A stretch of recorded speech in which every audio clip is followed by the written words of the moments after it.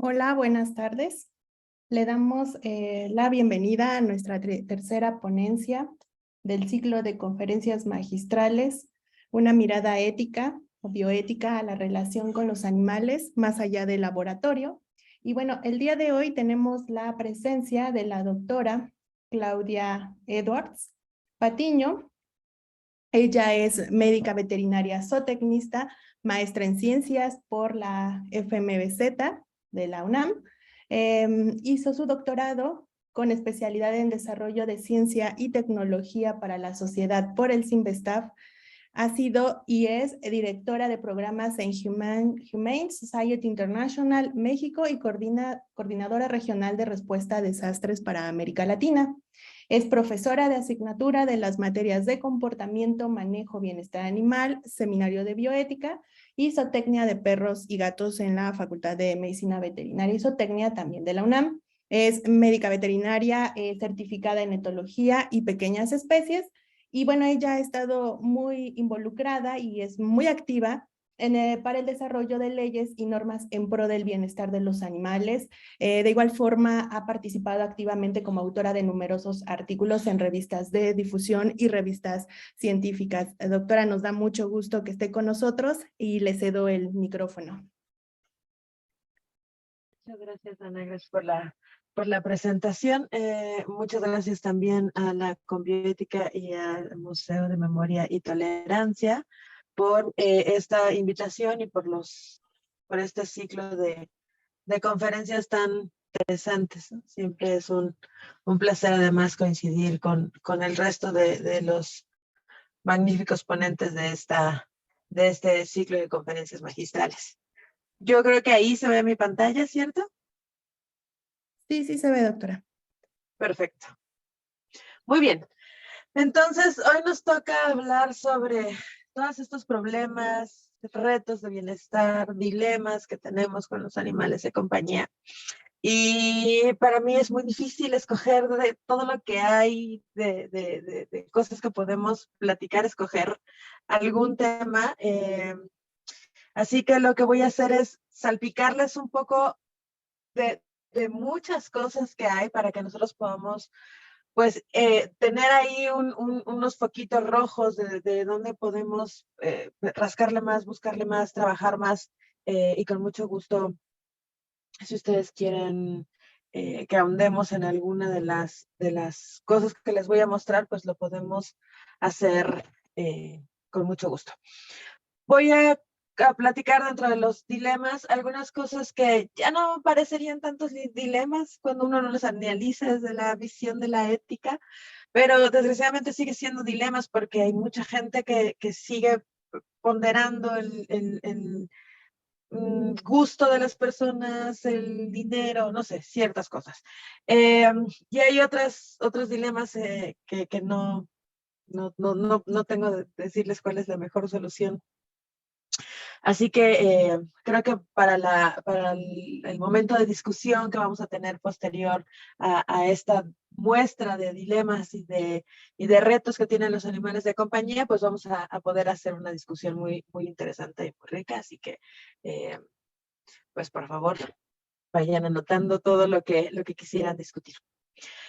Voy a decirles que vamos a trabajar, cuando trabajamos con los animales de compañía, y en general los animales, trabajamos desde una visión que llamamos una sola salud, un solo bienestar.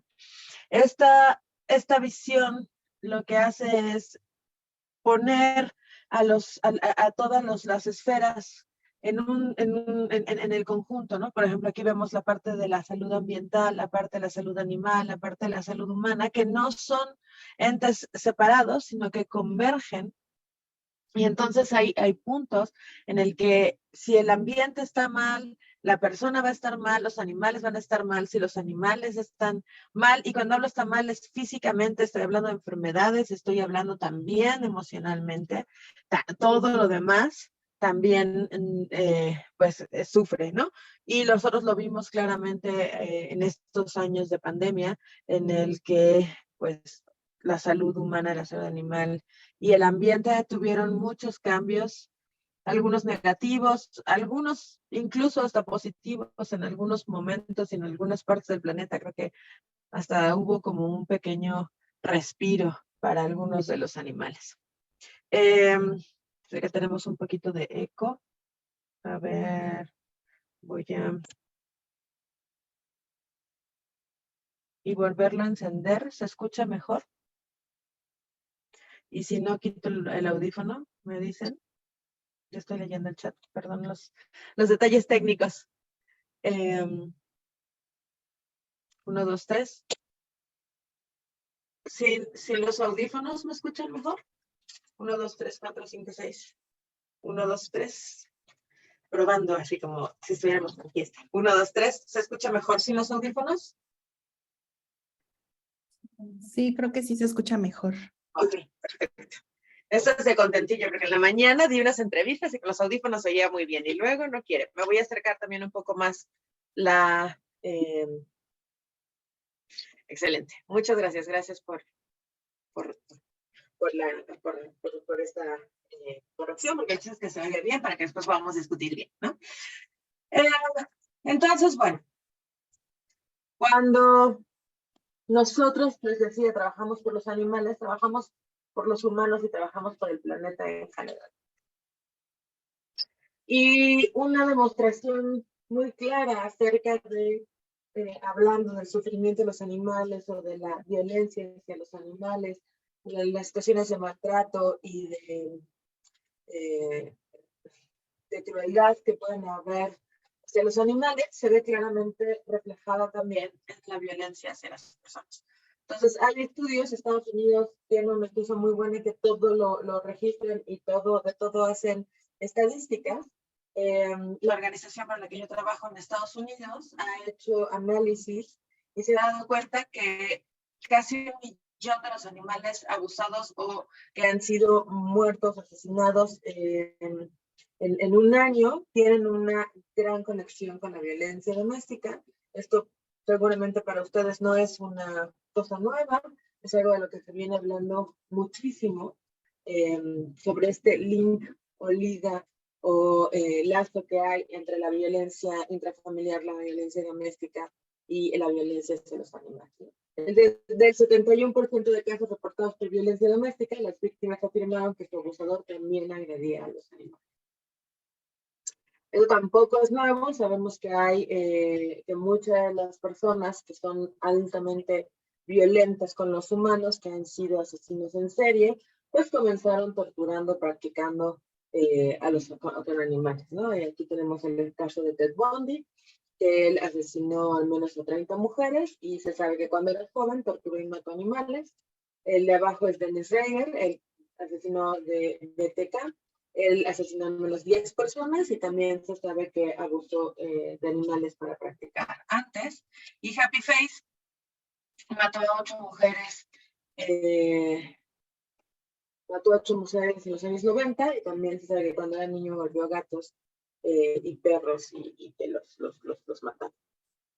Y uno podría decir, bueno, es que eso pasa en Estados Unidos, no es una cosa que pasa en nuestro país, ¿no? Nosotros no tenemos estas situaciones tan terribles. Y la verdad es que no es cierto, también pasa en nuestro país, con situaciones realmente tristes y que además se pudieran prevenir.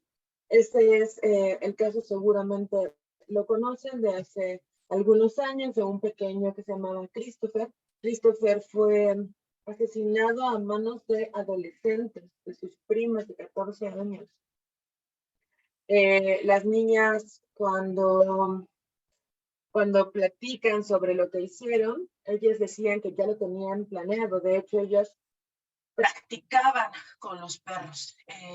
Y el pueblo lo sabía, la gente lo sabía y nadie hizo nada. El día del incidente fatal pasaron por el niño, le dijeron que las acompañaran porque iban a tirar al perro, le iban a tirar al arroyo, le iban a matar y le iban a tirar. Se llevan al niño, tenía en ese entonces creo que 6 años, 6 años, y matan al niño, matan al perro y ponen el cuerpecito del niño y encima el del perro para encubrir los olores. Y bueno, ya se imaginan esta situación tan tremenda, ¿no? De la familia destruida completa de todas de las niñas, del niño, ¿no? Por no haber tomado en cuenta antes las cosas, porque decían que las niñas simplemente estaban jugando, ¿no? Jugando en los barcos. Este es un estudio que se hizo hace algunos años en la policía de Chicago, y ellos, de 332 arrestos que tenían por crueldad las personas contra los animales, al revisar su historial, se dieron cuenta que el 70% eran sospechosos que se habían arrestado de estos sospechosos se habían arrestado por otros delitos, incluyendo homicidio. El 70% tenía arrestos de narcóticos, el 68% eran de ventas y tráfico, no solo de consumo. El 65% habían tenido delitos relacionados violentos o con agresiones sexuales. 27 de estos por ciento eran además con armas de fuego, ¿no? Y 59% eran miembros de pandilla. Así que podemos ver que la relación de la violencia hacia los animales de compañía y demás que están tan en la mano, pues es muy clara, ¿no? Nosotros tenemos la obligación ética de proteger a los animales, de tomar las mejores decisiones para ellos y también para la sociedad. Cuando nosotros protegemos a los seres más vulnerables, los niños, las mujeres, las personas, los animales, las personas que están en una situación de vulnerabilidad y las protegemos, vamos a crear un entorno social mucho mejor, con un tejido social muchísimo más sano. Entonces, como podemos darnos cuenta, aquí, si nosotros trabajamos por el bienestar de los animales, pues solamente pueden salir cosas positivas. Los animales son seres sintientes. ¿Esto qué significa? Que son capaces de sentir dolor, placer, miedo, de sufrir y de gozar. No es lo mismo que el ser solamente un ser que percibe cosas, ¿no? Sensibles. Porque hay las pruebas de COVID son sensibles, ¿no? Sino que la sintiencia ya abarca una situación donde hay un grado de conciencia y en donde los animales pueden tener, sí tienen una conciencia entre que pueden tener una buena vida, entre que su vida no es buena o que pueden haber una vida mejor, ¿no? Y que pueden sufrir y que pueden gozar. Todos los animales que dan cuenta son conscientes y tienen todas estas capacidades, y otra vez me voy a referir a que si ellos tienen la capacidad de sufrir y de gozar, nosotros tenemos la obligación de no causar sufrimiento y hacer todas aquellas cosas que podamos para que puedan tener una buena vida, una vida que valga la pena. Los animales son seres vulnerables, se encuentran indefensos entre nuestras manos. Si nosotros un día tenemos un gato y no le queremos dar de comer y lo tenemos encerrado, él no va a poder hacer absolutamente nada. No pueden ir a ninguna instancia para protestar o para pedir ayuda. Los tutores, las personas que los cuidan, son los que van a decidir cómo viven, cuándo van a morir, incluso cómo van a morir. Así que básicamente ellos están a nuestra merced, a lo que nosotros querramos hacerles, y por lo tanto la responsabilidad que tenemos con los animales es enorme. Nosotros tenemos un perro, tenemos un gato, no tenemos, pero los perros y los gatos viven en nuestra sociedad, tenemos una responsabilidad tremenda para que ellos tengan una vida buena, para cuidarlos. Dentro de todas estas cosas, les decía que es importante identificar cuando los animales sufren, identificar cuando los animales les duele algo y entonces hacer cosas para que no les duela o para que estén mejor.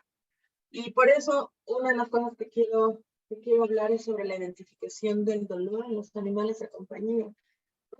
A lo mejor un poco más familiarizados con el dolor en los perros, porque los perros son mucho más demostrativos de dolor. O sea, me refiero a que si el perro le duele la pata, cojea, chilla, son como mucho más expresivos y además los entendemos mejor, porque su comunicación es muy semejante a la nuestra. Con los gatos, y me voy a referir a los animales de compañía como perros y gatos, el resto de los animales, por ejemplo, que se llaman animales no convencionales, de compañía no convencionales, generalmente es fauna silvestre y deberían estar en la naturaleza, viviendo una vida lejos de la molestia de los humanos, y bueno, a lo mejor habrá otras personas que puedan tener animales de granja como un animal de compañía, un cerdo, una cabrita, pero nos vamos a referir a los perros y a los gatos, que son animales que se domesticaron para acompañarnos. Y otra vez, ¿no? De esta parte de nosotros les dimos un para, pero bueno, que nos han acompañado, digamos, en nuestra vida, en nuestra evolución y que hemos coevolucionado juntos. Los gatos tienden a esconder el dolor. El dolor de los gatos tiende a ser silencioso, entonces a veces no lo identificamos tan claramente. Y ahora voy a hablar de por qué esto es una situación que a veces trae conflictos con los animales o para los animales. El dolor tiene distintos niveles de sensibilidad, es decir, de sensación, ¿no? La sensación del dolor se da en los receptores que se llaman nociceptores. El nociceptor es un receptor específico que siente dolor. Entonces, cuando a mí me le inyectan al perro, le inyectan al gato, la aguja va a traspasar la piel y ahí se va a encontrar con un receptor que va a sentir dolor. Ese receptor se llama nociceptor. Este receptor va a mandar una señal hasta las astas dorsales de la médula espinal, de ahí va a mandar una señal a una parte específica del cerebro, que es el tálamo, para que él sepa que yo le pisé la patita, le inyecté en la colita, que lo mordió el otro gato, no sé. Y en esta parte del cerebro, pues se va a mandar información de dónde estás doliéndole, por qué le está doliendo, quién fue el que lo hizo, qué voy a hacer durante este episodio de dolor. Pero además, también hay una reacción emocional ante el dolor, que no siempre es sufrimiento. A veces sí, a veces a los animales el dolor les causa sufrimiento mental. También podemos tener sufrimiento sin un dolor físico. Por ejemplo, una cerda en una jaula de gestación que no se puede mover más que un paso para adelante y uno para atrás, ni siquiera se puede echar. Nadie la está lastimando físicamente, nadie está estimulando el nociceptor, pero puede tener sufrimiento y lo podemos ver reflejado en que el pobre cerdito empieza a morder y a morder y a morder y a morder y a morder los barrotes. Entonces, podemos tener sufrimiento asociado al dolor en los animales, pero no necesariamente siempre el dolor físico tiene que causar un sufrimiento terrible. ¿Por qué les digo esto? Porque estamos muy acostumbrados y como profesora de la Facultad de Veterinaria, como estudiante de veterinaria que en algún momento nos enseñábamos, y ahora hay que desaprender estas cosas, a que teníamos que manejar a los animales bruscamente, ¿no? Había que agarrar al gato de la piel del cuello, había que someterlo, había que, decíamos, usar anestesia enzimática, es decir, todo se enseña del animal y entonces hay que agarrarlo, ponerle el collar y ahorcarlo. Y con los otros animales también nos enseñaron a ser muy bruscos. Entonces, por supuesto que la asociación de ir al veterinario y tener una inyección venía con una cantidad de cosas alrededor tan terrible que los animales acababan con un problema fóbico. Tenemos muchos animales con un miedo terrible al veterinario, con una fobia horrenda, y entonces no los pueden ni siquiera tocar, no se pueden manejar, se tienen que tranquilizar todo el tiempo. Y esas son cosas que tenemos que desaprender. Ahora sabemos que tenemos que tener manejos más amigables con los animales. Hay toda una escuela sobre estos manejos, les llaman feel free, friendly, en los que ahora estamos aprendiendo a que al gatito lo tengo que tocar gentilmente y a lo mejor si está muy incómodo lo hago bolita en una toallita y lo contengo, pero además puedo no hacer eso, puedo empezar a educar a los gatitos y educar a los perritos y de cada vez que van al veterinario les dan premios y les tocan cosas maravillosas y juegan con ellos y que sí, hay un piquete por ahí, pero es lo de menos, todo lo demás es así, es un paseo y es maravilloso y hay mucha comida que nos gusta y eso también lo hacemos con los gatitos. Y entonces ahora podemos tener animales que no sufran el ir al médico veterinario, ¿no? Y personas que no sufren ir al médico veterinario, porque se sabe que hay muchas personas, aunque la población es mayor, en este caso en los tutores de gatos que no de perros, pero también sucede en los perros, que no quieren ir al veterinario porque es estresante también para las personas, que el animal se estresa, que ellos se estresan y entonces retrasan el tratamiento de los gatos o de los perros hasta un punto en donde el animal ya está peor, en donde le va a doler más, en donde a lo mejor después ya no hubo remedio, en lugar de agarrarlo en las primeras señales de dolor, porque o no lo sabemos identificar o nos estresa mucho ir o todas las anteriores, ¿no? Entonces, fíjense cómo nosotros tenemos que ir aprendiendo mucho más sobre cómo se comunican los animales. Pero aquí encontramos un reto. ¿En dónde aprendemos esto? ¿No? ¿Cuánta información real, fidedigna hay para que nosotros como tutores podamos aprender a ser tutores responsables? Porque muchas veces vemos videos en el TikTok o en ciertas cosas que a lo mejor tienen buenas intenciones, pero no tienen una base científica. Acercarse a pláticas como estas, pues me parece que es una muy buena manera de comenzar y de trabajar en este sentido. Pero bueno, uno quiere aprender más y luego a lo mejor no hay mucho de dónde y entonces seguimos complicando la situación. Lo bueno es que ahora ya sabemos, pues ya hay esta necesidad de los veterinarios, pues espero estemos haciendo más trabajo activamente con los tutores para poder educarlos mejor y entrenarlos mejor para identificar cosas de sus animales de compañía, ¿no? Los animales, como dije, tienen conciencia, entonces los animales se dan cuenta y cambian su comportamiento conforme lo que está sucediendo a su alrededor. Y esto no es diferente con el dolor. Pero como les decía, si esta parte del dolor está asociada a unos rituales positivos, pues el animal no va a tener más problemas a nivel veterinario. ¿Cómo sabemos entonces ya al perro le duele? Tenemos distintas señales con un dolor leve, un dolor moderado o un dolor severo.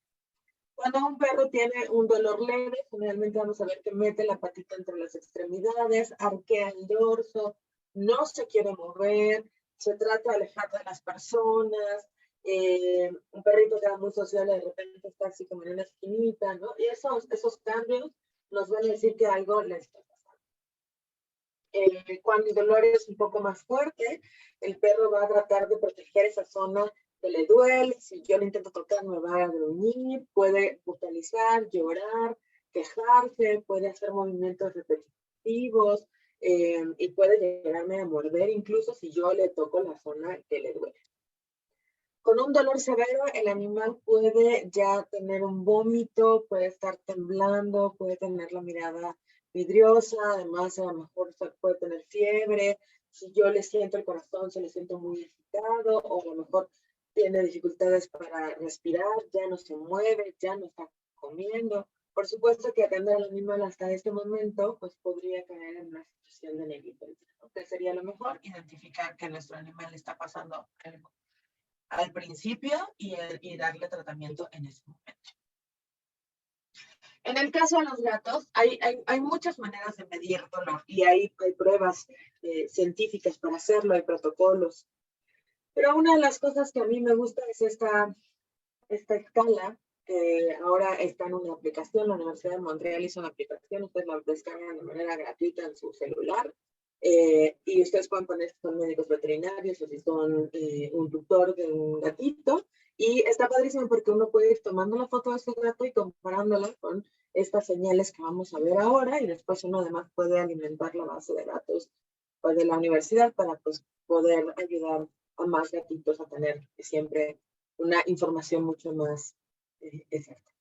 Entonces, esta escala de muecas felinas, o su nombre en inglés que es Feline Grimace Scale, así la encuentran en la aplicación y está también en español, lo que va a decirles es, ok, vamos a fijarnos, por ejemplo, en los bigotes. Si los bigotes de los gatitos están como relajados, curveados, como estamos viendo, a nuestro gatito este negrito con blanco, no hay dolor. Si el gatito empieza a poner los bigotitos como más rectos, ahí hay algo de dolor. Si el gatito de plano intenta alejar los bigotes del rostro, su dolor está más marcado. En el caso de los ojos, cuando el ojito está abierto completamente, no hay tensión orbital, entonces el gato no tiene dolor. Conforme van cerrando los ojos hay un poco más de dolor. Y si ya veo los ojos casi cerrados, el animal tiene más dolor.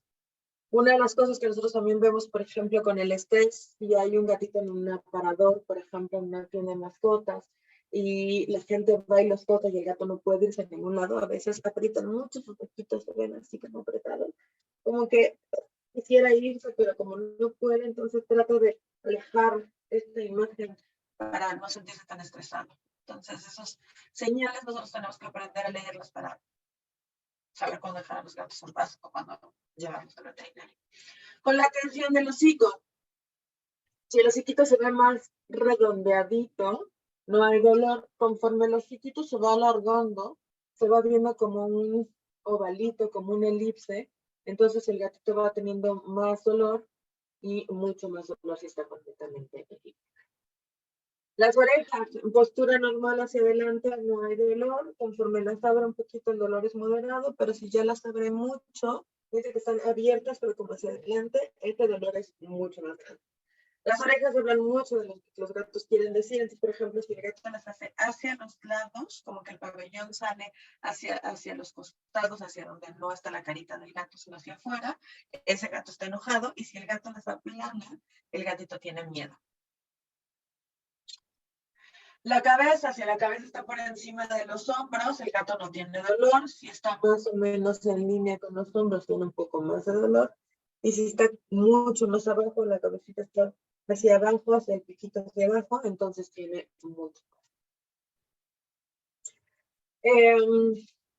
Muy bien, entonces, los animales, como podemos ver, y estas imágenes nos han ayudado mucho a aterrizar esta parte de son capaces de sentir dolor y de sentir placer y de saber cuando ellos se sienten bien y cuando se sienten mal. Tendría que verse reflejado también en la parte legal, ¿no? Ya hablamos que tenemos un deber moral, un deber ético para con los animales. ¿Qué pasa con la parte legal? Los animales son considerados bienes muebles en el Código Civil mexicano, es decir, son como DOMI de entrenamiento de RCP. Básicamente les decimos de diferentes maneras, como semovientes cuando se mueven, o sea, es decir, una cosa que se mueve por mutuo propio. Los animales en el Código Civil también se consideran bienes fungibles, es decir, que pueden ser reemplazados por otros. Si uno lo ve cuando la gente compra perros, se le murió porque lo compró en el mercado y la gente dice, tiene garantía, entonces se te murió y te doy otro, ¿no? Como cualquier cosa. Cuando están en la calle o abandonados se consideran bienes mostrencos. Y el Código Civil entonces dice que los animales pueden ser vendidos, comprados, rentados o destruidos según el deseo de su propietario. Eso es el Código Civil.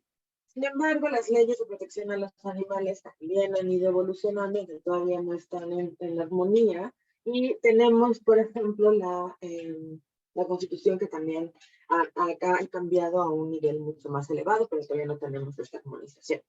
Los animales no son objetos, nos queda claro, ya los vimos que pueden sufrir, ¿no?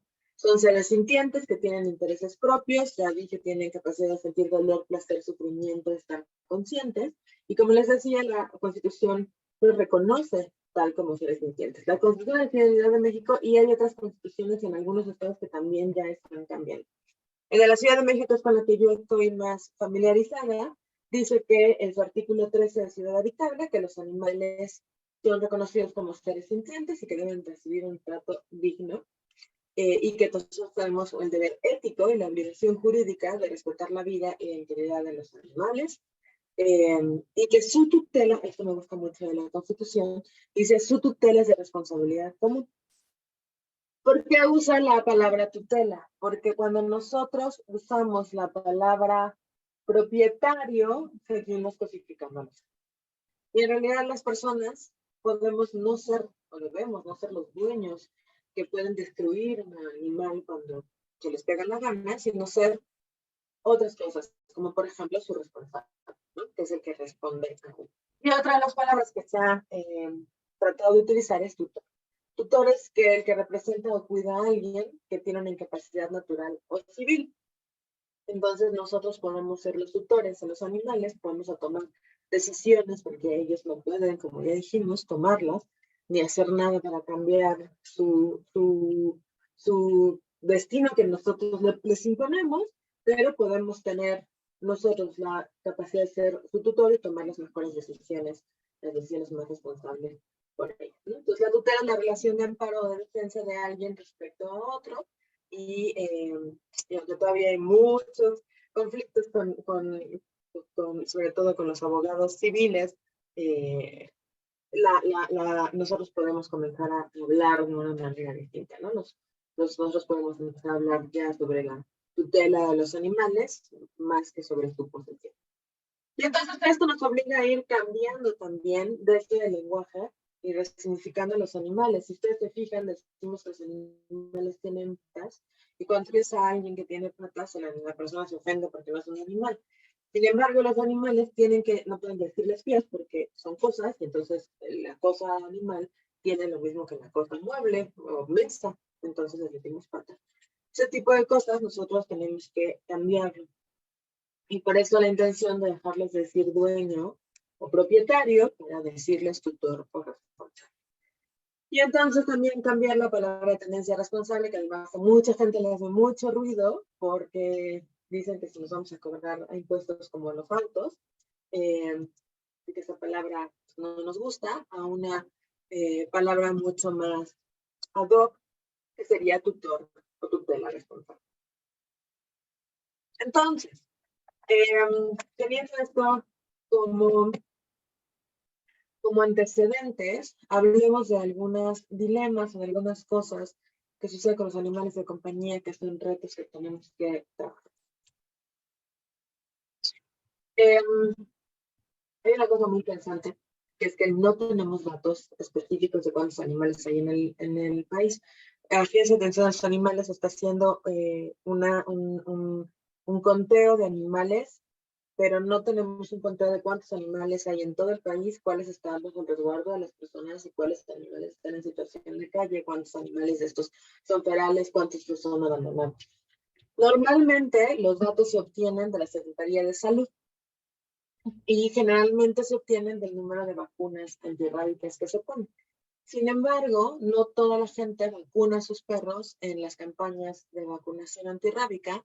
Y además hay gente que piensa que si una vacuna es buena al año, pues les ponen 2 porque la mejor es mejor. Entonces, ya hay lugares en los que nunca ha llegado la vacunación antirrábica. Yo, con el terremoto del 2017, tuve la oportunidad de atender algunos animales en clínicas móviles que hicimos en Chiapas. Y había, o sea, la gente estaba muy feliz porque habíamos llevado veterinarios para muchas de las especies y muchos animales nunca les había tocado un doctor, ¿no? Entonces, esos datos pues no son muy confiables, no tenemos muchos más en realidad para saber cuál es la situación de los perros. Una de las cosas que sabemos es que hay perros que tienen un tutor responsable, este tutor sabe dónde están sus animales 24 horas al día, tienen control de sus actividades. Por otro lado, tenemos perros que tienen un tutor, pero este tutor no tiene un control completo de sus animales, tiene un control parcial y que podríamos llamar tutores irresponsables. Muchos animales que les abre uno la puerta para que el animal se vaya en el día a orinar, a defecar, a molestar al vecino, a reproducirse y luego lo guardan en la noche que cuida. ¿No? Tenemos otros animales que son los perros comunitarios. Los perros comunitarios también va a traer una serie de dilemas y yo creo que estos hay muchos más que podemos ir trabajando y lo vamos a retomar más adelante, pero en México normalmente a estos perros les llamamos, o hay gente que les llama perros de tutor irresponsable, antes de dueño irresponsable. ¿Por qué? Porque antes había una camioneta del antirrábico que iba por las calles atracando a estos animales y matándolos. Y cuando eso sucedía, o cuando alguien la anuncia y entonces sale la camioneta del antirrábico del centro control canino, mucha gente sale a defender a los perros. Y entonces no se los llevan. Y entonces la gente dice, bueno, sí tienen tutor, pero no tienen tutor, y entonces el tutor lo deja allá afuera todo el tiempo, ¿no? Es una situación de responsabilidad, no es irresponsabilidad. Y ahora hemos visto que en realidad las cosas no son tan blanco y negro como nos lo habían planteado hace tiempo. Y que incluso en otros países hay el reconocimiento de perros comunitarios. Son perritos que a lo mejor no socializaron para vivir dentro de una casa, porque la gente los intenta a veces guardar y el perro, bueno, se avienta, se escapa, rasca, chilla para estar afuera. Y afuera tienes cuidado de muchas personas, entonces hay bastantes vecinos o uno o dos que se hacen cargo del perro, que le ponen agua, que le dan comida, otro que ya se lo llevó a esterilizar, otro que ya le puso la vacuna antirrábica, otro que lo llevó al veterinario cuando se puso mal, otros que hicieron la vaquita para atenderlos, otros que les pusieron casita. En ciertos lugares del mundo, el perro comunitario ya está reconocido como una figura en donde hay personas que son responsables de estos animales, que no sería lo ideal sería que todos los animales tuvieran una casa, pero en ese proceso nosotros tenemos que trabajar con los animales que hay para las circunstancias que tienen para ir disminuyendo la población y que después pues tuviéramos un lugar perfecto donde los animales estuvieran todo el tiempo con un tutor responsable. También hay perritos ferales o perritos que no tienen un responsable, que nacieron en la calle, en los que no tienen nadie control de sus actividades. En el caso de los gatos no tenemos, o sea, si de los perros no vemos nada, de los gatos sabemos menos. Generalmente se considera que hay menos gatos en situación de calle o gatos en casa que perros. Muchas veces de estos análisis se hacen también, por ejemplo, en casa, con la venta de alimento. Entonces, las empresas que venden alimento venden mucho más alimento para perro que para gato, y por eso se calcula que hay una población mayor de animales de compañía como gatos, o van más perros al veterinario que gatos, y más o menos por ahí se sacan algunas cuentas. De gatos en situación de calle no se sabe, generalmente les digo se calculan menos, aunque yo creo que deberían de haber más porque los gatos tienen una tasa reproductiva mucho más alta que los perros y además son súper buenos para sobrevivir por sí mismos en la calle. Pero bueno, no hay información muy clara de lo que sucede con los gatos. Sí tenemos gatos de tutores responsables que saben en dónde están todo el tiempo. Tenemos gatos de tutores irresponsables que les dejan salir porque prefieren que anden en la calle todo el día para que no sufran, pero luego les da leucemia, sida, se los mordió un perro o los envenenó un humano que no le gustan los gatos, entonces acaban sufriendo peor. Y también tenemos gatos ferales y también tenemos gatitos comunitarios, de personas que atienden a estas comunidades, atrapan a los gatitos, los esterilizan, los marcan, los sueltan, vacunan, los esterilizan, los parasitan porque los están alimentando constantemente. ¿Cuál es el problema cuando nosotros no hacemos un control de nuestros animales y se salen y se reproducen y nacen más en la calle? Tenemos problemas de salud pública, como el excremento, con las mordidas, enfermedades, pero también los animales sufren terriblemente, los atropellan, no tienen cuidados veterinarios, se enferman, a veces alguien los atrapa y luego andan ahí sufriendo como esos pequeños que vienen acá. La gente los lastima. Ahora vamos a ver cosas que les van pasando a los animales en los distintos lugares en los que se encuentran. Podemos tener también problemas ambientales, enfermedades que puedan transmitir los animales de compañía que están sueltos a animales de fauna silvestre, sobre todo en las zonas conurbadas donde tenemos límites con áreas naturales protegidas o con bosques. Incluso dentro de la ciudad tenemos situaciones de esta naturaleza o animales que pueden estar cazando a otros individuos de fauna silvestre y mermando su población. Entonces, pues como se fijan, tenemos muchas cosas que tenemos que ponernos de acuerdo, de trabajarlas en conjunto para poder encontrar pues las mejores soluciones.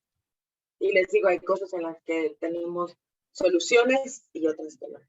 Tengo una manita levantada, si quieren acabamos de verlo todo y yo les prometo que voy a terminar en unos 20 minutitos para que podamos pelotear, porque hay muchas cosas que necesitamos trabajar en conjunto para poder encontrar la mejor respuesta, ¿no? Entonces, con perros y gatos que tienen una familia. Con estos animales tenemos maltrato deliberado. Hay gente, desgraciadamente, que, como ya dijimos, maltrata a la familia, y eso incluye a los animales de compañía. Hay mucha gente que se desespera con los animales porque no entiende cómo el perro entiende y el gato entiende, y entonces los acaban lastimando al tratar de educarlos porque les dijeron darle 3 nalgadas, si le pegas y lo jalas el collar de castigo, entonces el animal entiende, y si agarras el gato y también le vienes un chirretote de agua a la cara, entonces no vas a poder educar. Entonces tenemos animales que al tratar de ser educados, pues sufren de maltrato. Animales que alimentamos de más porque yo estoy comiendo y a mí me gusta comer y entonces le doy de comer a mi perro o a mi gato y entonces acaban con una situación de sobrepeso muy fuerte o no los estoy nutriendo y el animal puede incluso tener una buena condición corporal, a lo mejor es grasita y nunca le dimos los nutrientes o a lo mejor ni siquiera los alimentamos de la manera adecuada.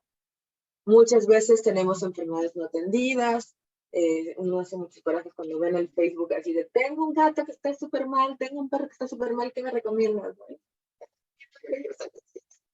Y entonces la gente da una serie de recomendaciones que uno dice, pobre animal, ¿no? O sea, mejor regálalo porque no está en una buena condición. Animales que están aislados en una azotea, en un patio, amarrados, que nadie los atiende, animales que vienen a nuestra casa que no los estamos estimulando como ellos debieran, ¿no? Y entonces a lo mejor el perro después destruye porque está aburrido y entonces luego lo golpean y se vuelve un ciclo vicioso. Personas que acumulan animales y vamos a tener un espacio para hablar sobre la antropomorfización o la humanización. Pero eso lo voy a hacer un poquito más adelante. Y vamos a tener la presentación de diversos problemas de conducta. Algunos pueden ser de origen netamente del animal y otros ser consecuencia del manejo que se les está dando a los animales de nuestra casa. Aquí lo que ustedes están viendo, apagar tanto mi cámara, esto que ustedes están viendo, un perro que se está lamiendo, acá lo que está en la cola. Este es un perrito que vivía con su familia, todo el tiempo estaban en un departamento con atención, jugaban con él, lo sacaban a pasear. Se cambian de casa y ahora tienen un departamento con un balcón y deciden que el perro ya no vive dentro de la casa, sino que vive en el balcón. Entonces empezó a lamer y empezó a lastimarse la cola, entonces llegaron al veterinario y le cortaron la cola. Lo vuelven a dejar en el patio, el pobre animal sigue sumamente estresado, se vuelve a lamer, lo vuelven a traer al veterinario y le cortan la cola. Eso era mucho tiempo antes, la etología empezaba en este país. Y hasta la tercera vez que dijeron, oye, si buscamos a alguien que nos lo arregle, y por fin llegaron a la consulta de conducta. Nosotros no podemos vivir cortando la cola al animal, necesitamos encontrar cuál es el fondo del problema. Y el fondo del problema es que habían aislado a este perro. Regresaron a sus rutinas, el perro volvió a vivir con ellos, le curó la colita y ya no tuvo más problemas desde pequeño. Los animales en situación de abandono reciben maltrato deliberado por parte de las personas, falta de alimento, no tienen un techo donde guarecerse, hay enfermedades que no están siendo tratadas, y si era un animal que tenía una familia, pierden las rutinas, pierden su figura de apego, y eso trae una cantidad de problemas, de estrés, de ansiedad, de angustia, de sufrimiento, bueno, terribles. Muchas veces los animales que llegan a esta situación de calle, que son abandonados, que llegan al centro de control canino, llegan por problemas de conducta. Y la verdad es que muchos de estos eran solucionables, ¿no? Y entonces acaban en la calle atropellados porque además nunca se pudieron andar en la calle y se pelean, y bueno, los matan. Aquí sí tengo algunas soluciones que quisiera hablar. Como por ejemplo adoptar a estos animales, castigar a la gente que se abandonan, tratar de encontrar a la familia. Me ha tocado ver casos de gente que encuentra un animal y luego dice, no lo puedo tener, y entonces se lo da a otra persona ese mismo día, sin esterilizarlo, sin tratarlo de encontrar a su familia, luego su familia aparece, y luego entonces ya se peleó con el otro, y se vuelve una situación muy complicada. Entonces tenemos que también tener el protocolo, o sea, me encuentro un animal y me voy a hacer cargo, yo estoy agarrándolo de la calle, entonces voy a hacer todo lo posible para encontrar primero a su familia, voy a darle un tiempo, si no encuentro a su familia, entonces ahora sí, le voy a esterilizar, le voy a dar una adopción, voy a hacer seguimiento para que las cosas lleguen a la mejor resolución, ¿no?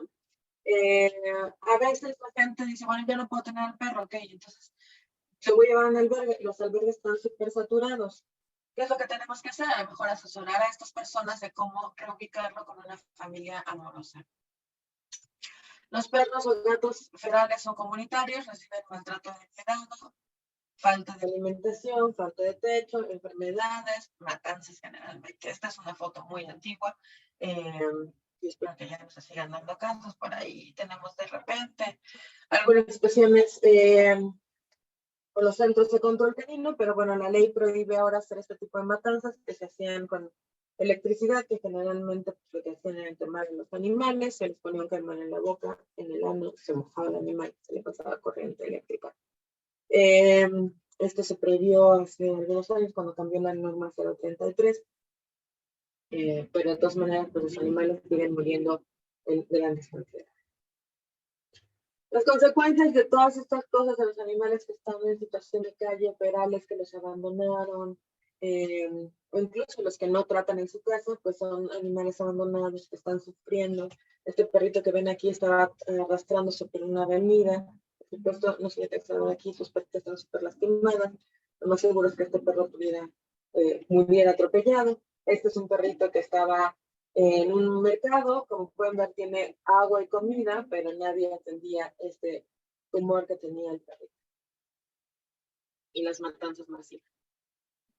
Esto es un dato viejo del Distrito Federal, pero imagínense que en este dato de la World de la Huespa, decían que se perdían ahora de unos 18,000 perros que terminaban la mayoría en los centros de refugio, en los centros antirrábicos o en algunos refugios.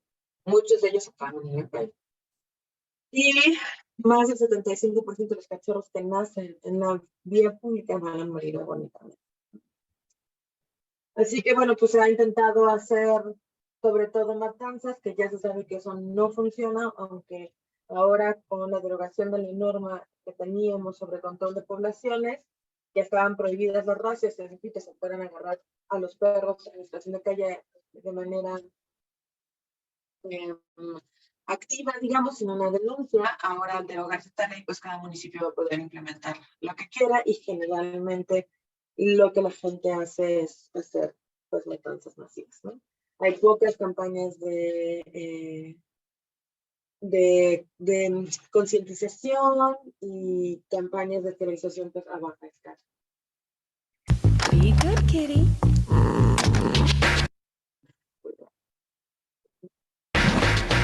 Be good, kitty.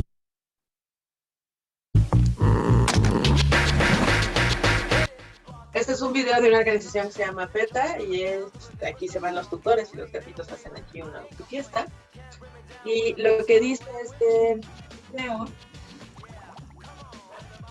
es que cada año nacen más de 2.4 gatitos no queridos al año y la mayoría de ellos van a acabar muertos. Si uno quiere acabar con este problema, pues lo que tiene que hacer es esterilizar a sus animales. Nosotros sabemos que cuando los animales se reproducen y luego sus crías se reproducen y luego otra vez se vuelven a reproducir, podemos tener de una pareja de perros en 7 años 67,000 cachorros, una pareja de gatos en 7 años puede procrear 509,097 gatos. Entonces, fíjense cómo, pues esto es una situación exponencial, ¿no? Por lo tanto, la esterilización pues, es una opción para poder solucionar este problema. ¿Cuáles son las ventajas de esterilizar a nuestros animales de compañía? Pues disminuimos la posibilidad de que haya sobrepoblación, que el útero se llene de pus, entonces su salud se va a ver mucho mejor, que hay una disminución en la presentación de neoplasias en la glándula mamaria y de transmisión de enfermedades. Sabemos que muchos de los animales, cuando son viejitas, tienen tumores en la glándula mamaria. La mayor parte de estos tumores son malignos en el caso de las gatitas, pero si nosotros esterilizamos de manera temprana, pues esta asociación entre los tumores de glándula mamaria pues, se disminuye. Otra cosa que la gente no toma en cuenta cuando quiere cruzar de animales por muchas razones, pero a veces uno quiere a sus nietecitos y que el perro sepa que es el amor una vez en su vida, es que no se dan cuenta que pudieran estar ayudando en la transmisión de enfermedades de la transmisión sexual, como el tumor venoso transmisible o como la brucela calensis. Cuando esterilizamos a nuestros machos, disminuimos la sobrepoblación, tenemos menos problemas de próstata, menor transmisión de enfermedades también. En el caso de las neoplasias de la glándula mamaria, si esterilizamos antes del primer celo, la posibilidad de tener tumores disminuye al 0.5%, si me espero un celo sube al 8%, y si me espero un celo más sube hasta el 26%. Educar, por supuesto, siempre va a ser una opción. Este es un póster de España, y como ven dice, no hay familias para todos. De una camada de 2 perros, de 8 perros, solo 2 van a tener una buena vida. Yo no sé si en México podemos decir que 2 van a tener una buena vida, pero al principio todo el mundo quiere los cachorros y después pues la gente se desespera, ¿no? Los animales se acaban abandonados, atropellados o muertos. Y llevarlos a los refugios tampoco es una respuesta, porque la gente de los refugios es gente normal que tiene trabajos para mantener animales y que tiene límites. Y a veces les cuesta trabajo decir que no a otro animal, y entonces sobrepasan sus límites y los animales pueden acabar no estando bien, ¿no? También hay otros refugios que conocen sus límites y que pueden tener a los animales muy bien, ¿no? Pero muchos de estos van a sufrir desnutrición, no hay protocolos de sanidad, ¿no? La medicina de albergue en nuestro país está en pañales, casi nadie habla de eso, hay una gran propensión a enfermedades, muchos animales están aislados o por otro lado están todos encima unos de otros, estos animales tienen problemas para establecer grupos sociales, falta de estimulación, muchos animales llegaron aquí por problemas de conducta o los están desarrollando por la situación en la que están viviendo, ¿no? Y también podemos tener alternativas a los albergues. Pueden ser, por ejemplo, hogares temporales. Uno puede fungir como un hogar temporal, un hogar de paso, una casa de paso que decimos, y entonces, bueno, el animal llega a mí, yo lo voy a vacunar, lo voy a esterilizar, voy a ver que esté bien, si hay que rehabilitarlo, lo rehabilitamos y le encontramos un hogar. Arreglar el problema de fondo sería nuestra mejor solución, es decir, hacer educación humanitaria en el respeto a los animales, en la esterilización, hacer muchas jornadas de esterilización, establecer y aplicar leyes de protección animal, sobre todo que castiguen el abandono, que realmente se haga, porque para la gente es muy fácil simplemente echar un animal a la calle, ¿no? Desarrollar programas integrales de control animal con las comunidades, fomentar una cultura de la adopción, regular la venta, muchas cosas que nosotros podemos hacer para que podamos tener animales lo mejor posible. La ley que tenemos actualmente de protección a los animales dice que los perros se deberían de vender, los perros y los gatos se deberían de vender después de los 4 meses esterilizados. Y la verdad es que nadie hace eso porque ahí está la ley, pero no se está vigilando que esto se pueda. Así que ser un tutor responsable, pues nos debe llevar a hacer varias acciones, como levantar el excremento de nuestros perros, jugar con ellos, enriquecer su ambiente, no dejarlos salir, y esterilizarlos, ¿no? Llevarlos al veterinario, etc. Muy bien. Otro salto cuántico, perdón. Les digo que no me ponía de acuerdo de qué de todas las cosas hablar de estos siguientes. Siguiente punto, quiero platicar un poco sobre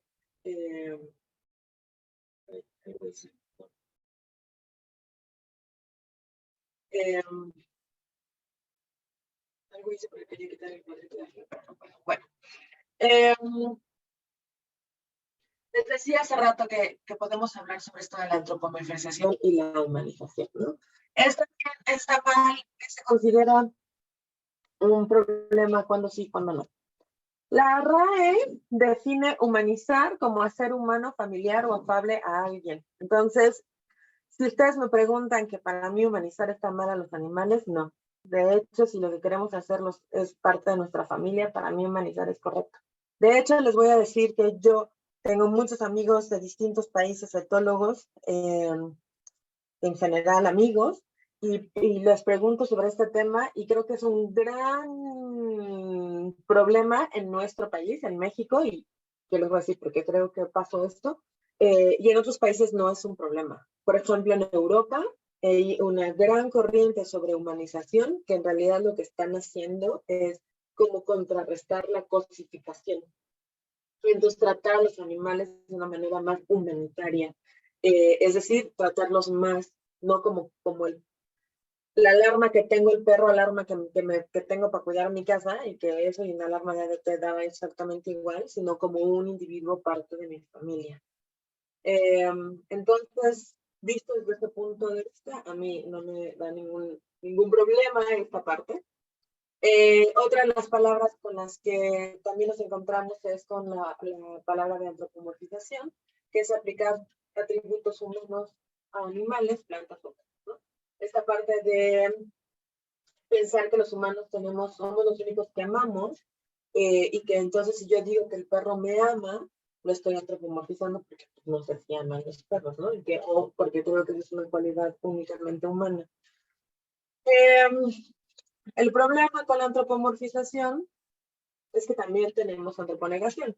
Entonces hay cosas que los animales sí sienten y que los humanos se las negamos, justo en este mismo sentido de, bueno, es que pues yo no sé si de verdad les duele o de verdad si sienten y de verdad se ponen ansiosos, porque pues no tienen esa parte de los humanos y entonces les puede hacer cualquier cosa porque no sienten, ¿no? Se los niego. Les voy a poner un video y voy a apagar mi cámara de unos gatitos. A lo mejor este video ya lo han visto. Si le pueden escribir en el chat, no sé si pueden escribir en el chat, pero si no, váyanlo pensando, lo discutimos en un ratito que ya hablemos y tengamos discusión. Tengo unos gatos, un gato está asustando al otro, se están peleando. El gato que está echado, como pueden ver, tiene las orejas completamente aplanadas. Eso es una señal de miedo. Está acostado casi como de lado. Esa es una postura defensiva en el caso de los gatos, porque si el gatito negro se le va encima, el gatito va a poder voltearse, dejar las patas traseras libres, sostener al gato negro con las garritas delanteras, con la boca, y arañarle el abdomen, que es su parte más vulnerable, con las patas traseras. Entonces veo un gatito que está asustado. Luego veo otro gato que está amenazando. El otro gato está enojado. ¿Cómo sé que está enojado? Porque tiene las orejas, como pueden ver, completamente. Y viene un tercer elemento, que es esta aspiradora que aspira solita. Entonces, ¿qué creen? Piensen. ¿Qué creen que va a hacer el gato negro? Porque la aspiradora va sobre el gato negro, no está pegado a la pared. ¿Qué creen que haría el gato negro como gato? Piensen como gato. Soy un gato, soy el gato negro, viene la aspiradora encima de mí. ¿Qué hago? ¿Qué se les ocurre que pueda hacer el gato? Pegarle, brincar, escapar. Hemos visto videitos de gatos que se suben esas cosas y pasean, se sientan ahí. Vamos a ver qué decide hacer este gato.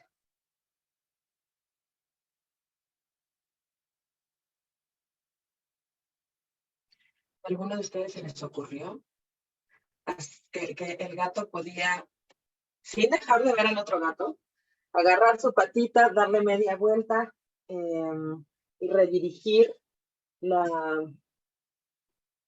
aspiradora a que siga aspirando hacia otro lado donde a él no lo moleste? Fíjense lo impresionante del proceso cognitivo de este gato, ¿no? El gato sabe cómo funciona esa cosa, sabe cómo hacer que no me moleste, ¿no? Por lo menos no sé cómo funciona, sabe cómo redirigirla y lo hace perfectamente bien. ¿Cómo aprendió a hacer esto? Podemos después dilucidar cómo lo hizo, pero definitivamente muchas veces cuando nosotros es la primera vez que vemos este video, pensamos en hacer cualquier otra cosa menos redirigir la aspiradora a otro lugar, ¿no? Y eso es porque nosotros, a lo mejor como humanos, pensamos que el animal no tiene ese grado como de cognición como para entender que puede darle la vuelta o hacerlo. Y este gato se ve realmente cómodo, no tiene ningún problema, ¿no? Entonces, cuando nosotros negamos ciertas cualidades, tenemos que tener muy claro qué atributos son realmente humanos y cuáles compartimos con muchos animales y que nosotros nos negamos a verlo. Pero, entonces, hablando de una humanización negativa, hablando de conferirle a los animales cosas que realmente son solo humanas y que hacemos solo por los humanos, ¿es correcto o no hacer, poner estas características humanas sobre los animales? Entonces, tendríamos que pensar, ¿esto que vamos a hacer con los animales, les hace daño o no les hace daño, no? Entonces, mi respuesta es con lo que típicamente en México llamamos humanizar a los animales, una humanización negativa. Voy a decirles que la respuesta depende. ¿De qué depende? Si le causa un daño al animal o si no se lo causa. ¿Qué les puede hacer daño a un animal? A lo mejor yo quiero tratar a mi animal como parte de mi familia y entonces le doy, si yo como gansito, le doy gansito al animal, ¿no? ¿Qué quiero decir? Le doy chocolate, ¿no? Entonces, si yo alimento al animal con las cosas que son humanas, pero el chocolate para los perros es tóxico porque la teobromina no lo pueden desdoblar y voy a hacerle daño al animal, pues entonces, por supuesto que no tendría que estarlo viendo como este ser que es igualito a mí, ¿no? A lo mejor es parte de mi familia y yo me doy cuenta, lo trato como parte de mi familia, que es un ser de mi familia que necesita un alimento especial. Así como tengo a lo mejor un hijo que es alérgico a las fresas, pues tengo un gato que va a necesitar alimento específico de gato. Entonces, lo trato igual que mi familia con conocer sus diferencias y sus necesidades específicas. Tengo un perro que no lo voy a dejar socializar con otros perros porque no se me ensucia, no me gustan los otros animales. Y entonces el pobre perro no sale a pasear o sale todo el tiempo carneado y nunca lo dejé jugar y nunca lo dejé socializar. Y ahora el animal le crecieron las uñas terriblemente, se encajaron, tiene sobrepeso, las músculos no tienen, las patitas no tienen músculo, ve a otro perro y entonces se aterra o se volvió súper agresivo porque no lo dejamos tener este contacto social, porque hay que horror, ¿no? Entonces, eso es un problema. Pero, otra vez, yo identifico que mi animal de compañía es parte de mi familia, como parte de mi familia, pues necesita, no va a ir al gimnasio, pero va a ir al parque. Entonces vamos a ir al parque, lo llevo a socializar, hace ejercicio, tiene una convivencia saludable, lo sigo viendo como parte de mi familia, pues no pasa nada. Hay buenos ejemplos de situaciones que generalmente la gente me pregunta. Ropa.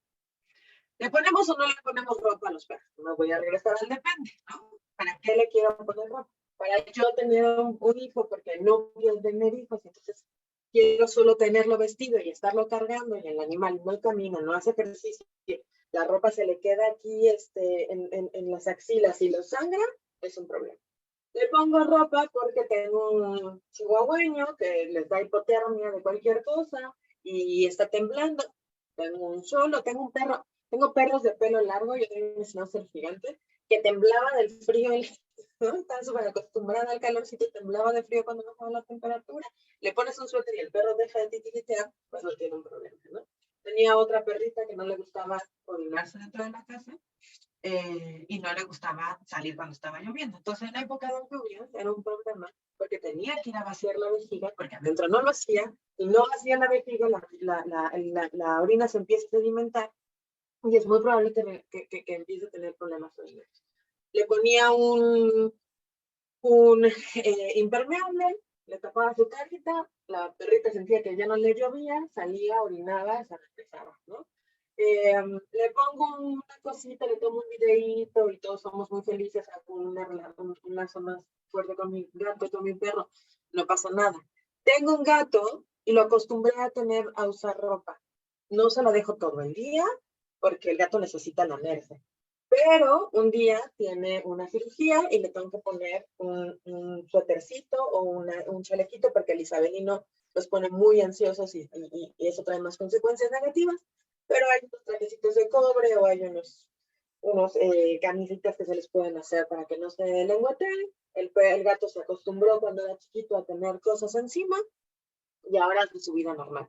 Nunca lo acostumbré y entonces ahora se arranca el vendaje que le pongo porque no está acostumbrado a traer estas cosas. Entonces, hay situaciones en las que tener este tipo de acostumbramiento puede traer una cosa positiva en la vida de los animales, ¿no? ¿Cuándo se vuelve una cosa negativa? Cuando no.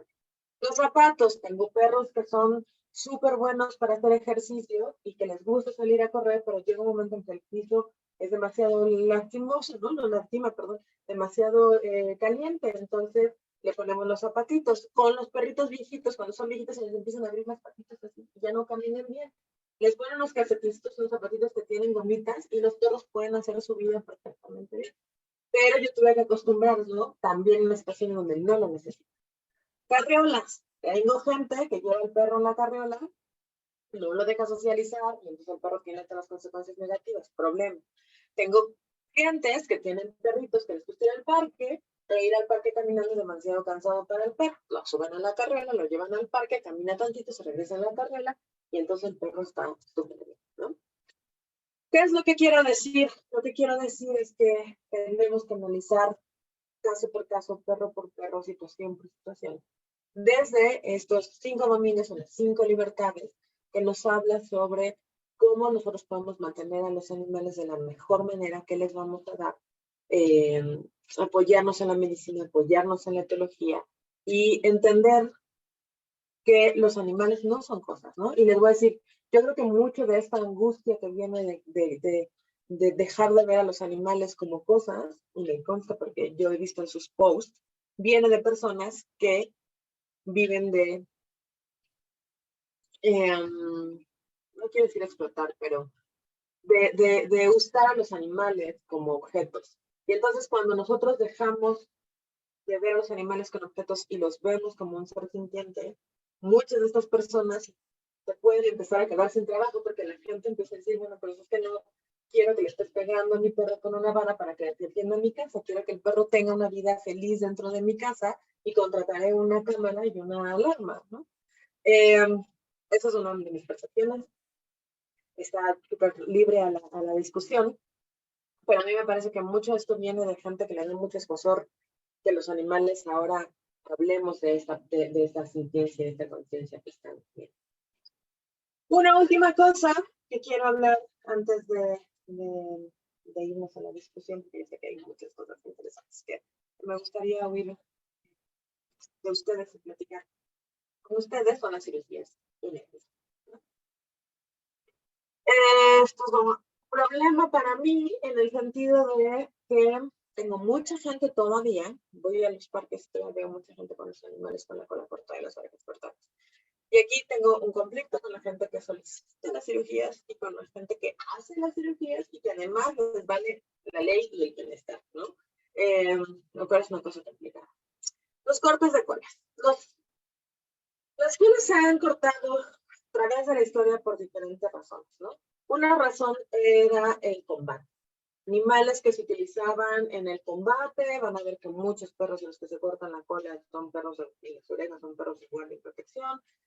¿Por qué los combates cuando el perro lo mordía de la otra oreja, lo agarraba en la cola, eran menos dramáticos? Entonces cortaban estos elementos desde la época romana. Hay mucha gente que incluso cortaba la cola, que dicen es que es una tradición, ¿no? Pues falacias. Y así se ha hecho siempre. Y en realidad los animales no se tendrían que estar peleando, entonces no tendríamos por qué estarles cortando la cola. También había un momento en que se decía que así no les daba rabia, y ya sabemos que la rabia no tiene que ver con el largo de la cola, entonces lo tienen que vacunar. Otra cosa que se decía es que los perros corren más rápido si les quitaban la cola, cosa que también sabemos que no, porque las razas de perros que corren más rápido pues tienen colita. Otra cosa que se decía era que se les lastimaba la cadera porque hay perros que mueven mucho la cola y entonces se lastimaban la cadera, cosa que no sucede. Hay gente que le corta la cola porque qué tal que el perro es muy feliz y tira los adornos de la sala cuando mueve la cola, ¿no? Hay gente que, hay razas que se les cortaban la cola porque algunos nacen sin cola. Entonces son todos coludos o todos rabones y como no podemos estar todos no les podemos poner cola a los que nacieron sin cola, pues entonces lo que se les hizo fácil para hacer la estandarización de estas razas, como el Welsh Corgi y como el antiguo pastor inglés, es cortarles a 0 vértebras a los que se nacieron con cola. Otra de las cosas que se decía era que hubo un momento en el que se pagaba impuesto por la punta de la cola en los perros, principalmente los perros que eran de los campesinos, los terriers, y el gobierno dijo, bueno, te va a dar chance. Entonces la gente dijo, bueno, si el impuesto por la punta de la cola, voy a cortarle la punta de la cola al perro. Y el gobierno dijo, ahora te doy chance siempre y cuando no lo cortes con ningún objeto punzocortante. Entonces al tercer día de nacidos venía el muerdecolas, cortarle la cola a los perros. Todavía hay muchos veterinarios que cortan la cola 3 días de nacidos, diciendo que es por las meninges y no sé qué cosas, pero no. Los perros tienen sensibilidad cutánea desde la mitad de la gestación, así que la cola tiene sensibilidad desde antes haya o no haya madurez de ciertas estructuras que envuelven la columna vertebral, ¿no? La menor espina. También por su uso técnico, porque hay perros de cacería que su chamba es ir a buscar patos para cazar y entonces pues movían las plantas, espantaban a las aves antes, no podían hacer bien su trabajo. La verdad es que ninguna de estas cosas se justifica. Yo no sé cuántos Cocker Spaniel conocen ustedes que se van de cacería. Todavía hay gente que utiliza los animales de cacería, por desgracia, pero la verdad es que la mayor parte de los Cocker Spaniel que vienen a las ciudades, pues no van acostumbrados, o sea, no van a la cacería. Y aún así, en Alemania, que se permite hacer, están prohibidos los cortes de colas. Pero si el perro es de cacería activa, le dejan cortarle la cola, si demuestran que está trabajando. Igualmente hay mucha gente que tiene perros de cacería y que ya no les está cortando la cola. También la estética, porque la raza de perros así lo dice, pero los perros pueden concursar sin cola, o sea, sin corte de cola, con cola. Y la otra cosa es que la Federación Cinológica Internacional, que por lo menos es la que rige la mayor parte de los clubes de México, o la Federación Canófila Mexicana, que es el club más grande de registro de razas de perros, desde hace algunos años tiene la prohibición que va a ser efectiva, creo que para el 2025. Ya no van a dejar concursar a ningún animal que tenga la cola cortada. Y aún así, la gente lo sigue cortando. Ni siquiera son perros de exposición, ni siquiera es gente que realmente le interesa la zoofilia, si se ha hecho siempre.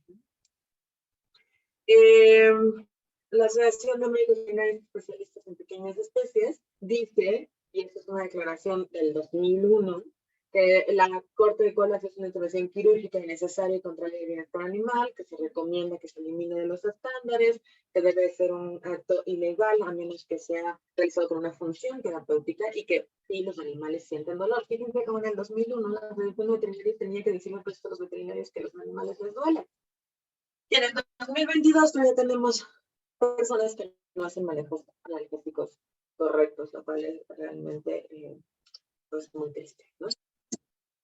El corte de orejas tiene una historia muy similar, animales de peleas, porque dicen que el oído se les ensucia, sin embargo las orejas más largas, que son las de los Basset Hound, por ejemplo, no se les cortan, ¿no? Y son los que más predisposición a los del Cocker tienen una otitis, porque la gente ya se acostumbró a verlos así, porque quieren darle un aspecto más feroz al animal con las orejas cortadas, y de todas maneras, pues, nada de eso justifica el sufrimiento de los animales. El pabellón auricular es realmente doloroso, luego tienen que tener estos apósitos, y de nuevo tenemos una declaración que es una intervención quirúrgica necesaria contra el bienestar animal, y todo lo que hablamos ya con el corte de colas. En nuestro país, por ejemplo, la Ciudad de México dijo que están prohibidas las mutilaciones, pero entonces luego yo me enfrasco en las buenas discusiones en el Facebook con otros veterinarios que dicen, esto no es como una mutilación, es una cirugía estética. Y entonces nos damos permiso de maltratar a los animales, lo cual es terrible.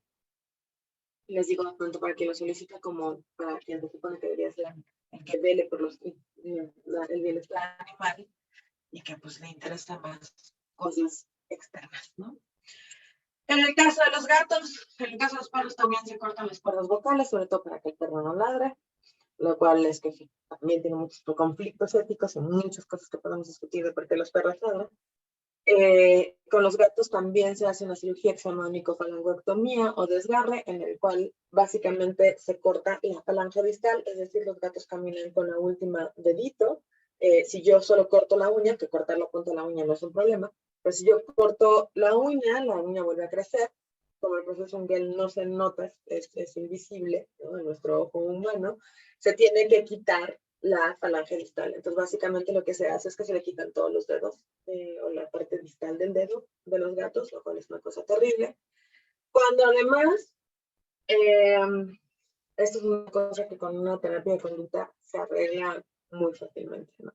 Los gatos desangulados pierden una gran parte de su actividad, ya no hacen ejercicio de sus músculos como deberían, pierden la flexibilidad, la agilidad de sus movimientos, ponen la vida en riesgo de ese individuo que si necesita escapar o defenderse en algún punto, les trae dolor, puede traer otros problemas de eliminación inadecuada, si el gato no se deja medicar va a traer peor de dolor, pueden haber dolores fantasmas,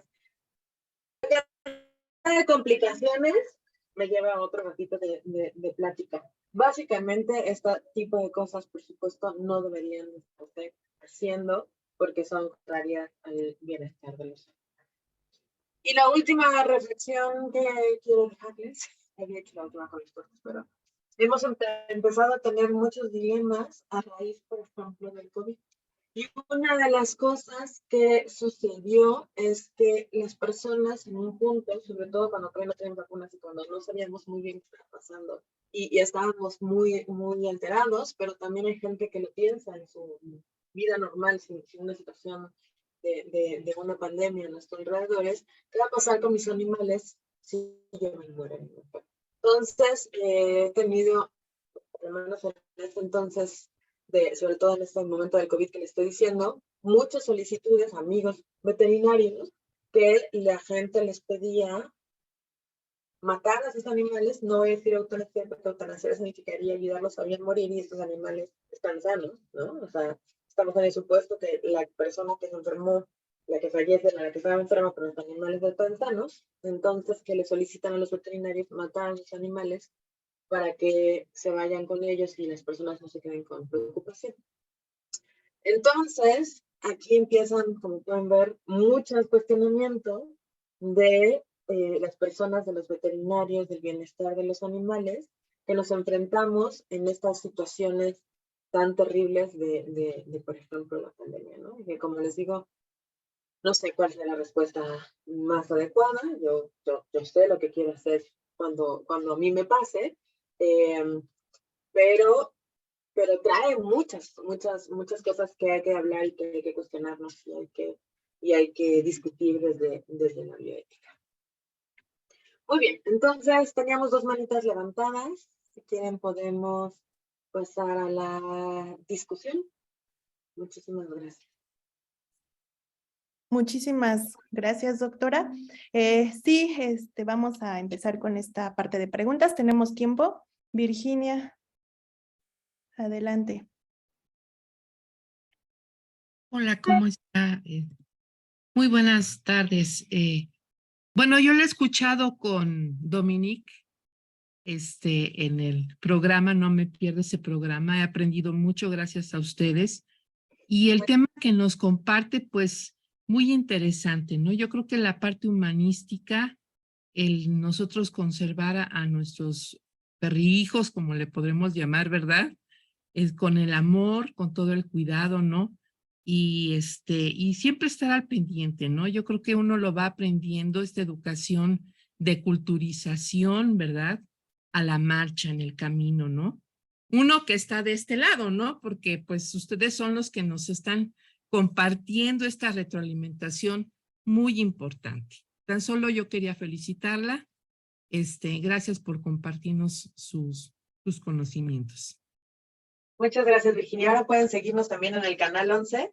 El Canal 11 está haciendo programas de adopción y de educación, lo cual me parece maravilloso, todos los sábados, 11 de la mañana. Y fíjate que me gusta que tomes que hables sobre la palabra perrijos, que también es una cosa que a mucha gente les da escozor, ¿no? Pero si hablamos de tomar en cuenta los animales como parte de nuestra familia, yo soy la responsable en mi caso de mi perro. La relación que tengo con mi perro es la relación que tengo con mi hermano. No, porque mi hermano toma sus propias decisiones. La relación que yo tengo con mi perro es la relación con la que tengo con mis papás. No. La relación que yo tengo con mi perro es una relación de tutela, de tomar decisiones para ellos, de qué se va a alimentar, cuándo se va a alimentar, cómo se va, cuándo, o sea, cuándo duerme, en dónde duerme, cuándo va al veterinario, cómo se educa, tal cual tiene un tutor, un padre de familia con su hijo. Entonces, la relación que existe con estos animales es una relación semejante a la de un padre con un hijo. Y por lo tanto a mí no me molesta la palabra perrijos, me gusta. Perrijos o gatijos, cuando uno lo entiende de esta manera. Así que gracias también por traer esto a la mesa. Muchas gracias. Gracias. Verónica, adelante. Ah, no, sí, ¿verdad? Seguía Verónica. Hola, ¿qué tal? Buenas tardes. Quiero felicitarla por la ponencia de hoy. La verdad es que se ha complementado bastante bien con las ponencias anteriores. Y pues a mí me interesa mucho esta parte que mencionas, pues de la importancia, ¿no? que tienen en la familia y de la humanización, porque pues era un concepto muy escandalizante. Entonces, pues la gente no, dice, es que los estás humanizando y cosas así, pero tienes mucha razón porque pues a fin de cuentas estás teniendo una responsabilidad con ellos, ¿no? Y otra cosa que quería comentar es que no sé si puedas compartir tus diapositivas o algún correo de contacto em, para, para más adelante que si me surgen dudas o algo así. Sí, gracias por tus comentarios, Vero. La verdad es que sí, creo que satanizamos demasiado a la gente que lo hace bien, ¿no? Yo a veces veo, por ejemplo, y otra vez hay que analizar caso por caso, pero yo he visto videos de perros que les hacen fiesta y que les hacen su piñata y el perro es el más feliz, el enriquecimiento ambiental es increíble. También he visto otras situaciones donde el perro se ve realmente asustado y entonces ahí deberíamos entender que esa manera de festejarlo tendríamos que modificarlo. Mi correo, no sé si lo pondré en el chat, pero es DRA, doctora, como doctora, dra.edwards@yahoo.com. doctora.edwards@yahoo.com y con gusto les puedo pasar las diapositivas en PDF. También tenía otra duda. Por ejemplo, mencionas al inicio que hay una conexión de violencia, ¿no? Mencionas algunos agresores, asesinos seriales y demás, pero por ejemplo, a mí me surge la duda que en los antirrábicos, pues la gente que mataba animales, o sea, si quedó en ellos como instinto por matar o no sé, no sé si haya estudios referente a eso, pero pues digo, ¿no? Yo siento que debe existir algo en ellos, ¿no? Un sentimiento. Yo no sé si igual haya normalizado es el ver o el matar animales más bien, porque pues sí, es una conexión muy importante de la violencia. Sí hay estudios de la afectación psicológica que pueden recibir estas personas. Creo que no específicamente que se vuelvan asesinos, pero sí de la afectación que tienen. De hecho, tanto en los centros de control canino como en las personas que hacen matanza de los animales para consumo. Entonces, por ejemplo, en Estados Unidos y digo, siempre pongo el ejemplo de Estados Unidos porque es donde tenemos datos. Hay programas en donde las personas que trabajan en estos lugares deberían de estar recibiendo asesoría psicológica y deberían de estar recibiendo, digamos, periodos de vacaciones continuos, porque tienen que desconectarse de esta situación terrible en la que viven, porque el daño emocional para estas personas es grande, cosa que yo no creo que se haga en nuestro país, ¿no? Y sí, la verdad es que muchas de estas personas sufren mucho, entonces sí debería de estarse trabajando más esta salud mental de las personas que trabajan en estos lugares. Muchas gracias. Gracias. Odette Hernández, adelante.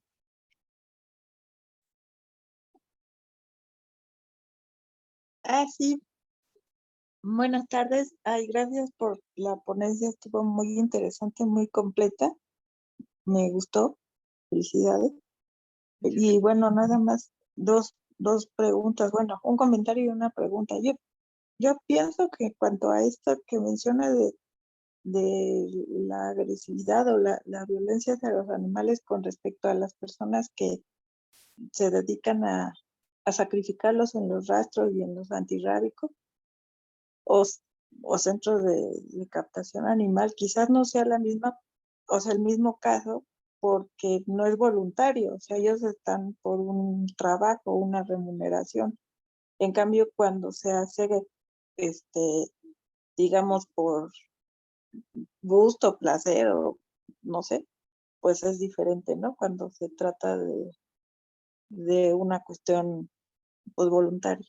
Creo que ahí es la situación que cambia, por un lado. Y bueno, la pregunta era es que esta cuestión de la humanización, nos decías que tenía que ver con cómo se, se comportaba el animal, o sea, que tanto podía o no estar alterándose. Esto, bueno, nos presentaste unas imágenes y me parecieron muy ilustrativas, pero no sé si ya exista o nos puedas facilitar una guía para saber,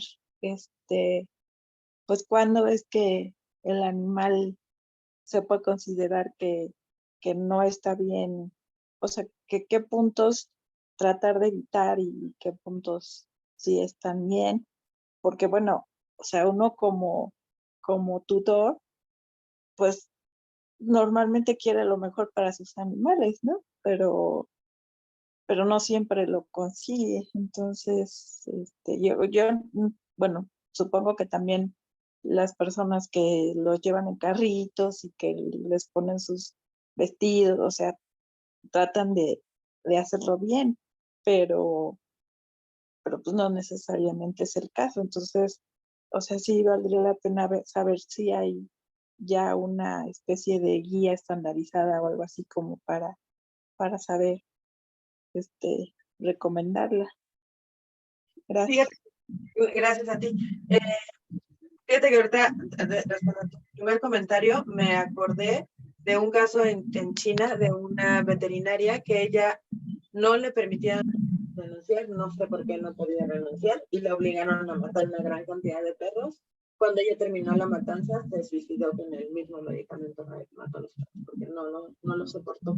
Entonces, sí, esta parte de no es lo que yo busco activamente, sí les afecta muchísimo en un sentido distinto.